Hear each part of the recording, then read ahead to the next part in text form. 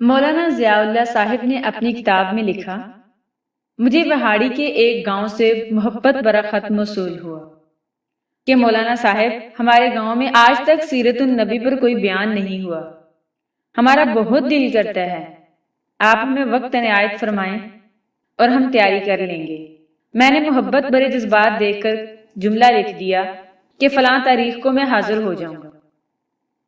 دیے گئے وقت پر میں ٹرین میں سوار ہو کر تانگے پر بیٹھ کر گاؤں پہنچ گیا تو آگے میزبانوں نے مجھے ہدیہ پیش کر کے کہا، مولانا صاحب آپ واپس چلے جائیں، ہم بیان نہیں کروانا چاہتے۔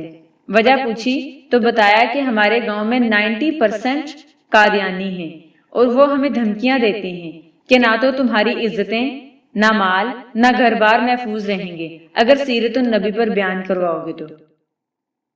مولانا ہم کمزور ہیں، غریب ہیں، تعداد میں بھی کم ہیں، اس لیے ہم نہیں کر سکتے۔ میں نے لفافہ واپس کر دیا اور کہا، بات تمہاری ہوتی یا میری ہوتی تو واپس چلا جاتا، بات مدینے والے آقا نبی پاک صلی اللہ علیہ وآلہ وسلم کی عزت کی آ گئی ہے، اب بیان ضرور ہوگا۔ وہ گھبرا گئے کہ آپ تو چلے جائیں گے، مسئلہ تو ہمارے لیے ہوگا۔ میں نے کہا، اس گاؤں کے آس پاس کوئی ڈنڈے والا ہے؟ انہوں نے بتایا کہ گاؤں سے کچھ دور ایک نورا ڈاکو ہے، پورا علاقہ اس سے ڈرتا ہے۔ میں نے کہا کہ چلو مجھے نورے کے پاس لے چلو۔ جب ہم نورے کے ڈیرے پر پہنچے، نورا دیکھ کر بولا، آج خیر مولوی کیوں آ گئے؟ میں نے کہا، بات حضور اکرم صلی اللہ علیہ وآلہ وسلم کی عزت کی آ گئی ہے، تم کچھ کرو گے؟ میری بات سن کر وہ نورا بجلی کی طرح کھڑا ہو گیا اور بولا، میں ڈاکو ضرور ہوں پر بغیرت نہیں ہوں۔ وہ ہمیں لے کر چل نکلا۔ مسجد میں نے 3 گھنٹے بیان کیا اور نورا ڈٹ کر کھڑا رہا، اور آخر میں نورے نے یہ کہا کہ اگر کسی نے مسلمانوں کی طرف آنکھ اٹھا کر بھی دیکھا تو نورے سے بچ نہیں سکے گا۔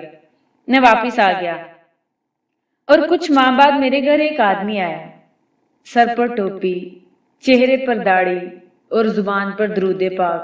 میں نے پوچھا، کون ہو؟ وہ رو کر بولا، مولانا میں نورا ڈاکو ہوں۔ جب اس دن میں واپس گھر لوٹا اور جا کر سو گیا، آنکھ لگ گئی۔ ہمارے نبی کریم صلی اللہ علیہ وآلہ وسلم میرے خواب میں تشریف لائے، میرا ماتھا چوما اور فرمایا، آج تو نے میری عزت پر پہرا دیا ہے، میں اور میرا اللہ تم پر خوش ہو گئے، اللہ نے تمہارے تمام پچھلے گناہ معاف فرما دیے ہیں۔ مولانا صاحب اس کے بعد میری آنکھ کھلی تو سب کچھ بدل چکا تھا، اب تو ہر وقت آنکھوں سے آنسو ہی خشک نہیں ہوتے۔ مولانا صاحب میں آپ کا شکریہ ادا کرنے آیا ہوں، آپ کی وجہ سے تو میری زندگی ہی بدل گئی، میری آخرت سنور گئی۔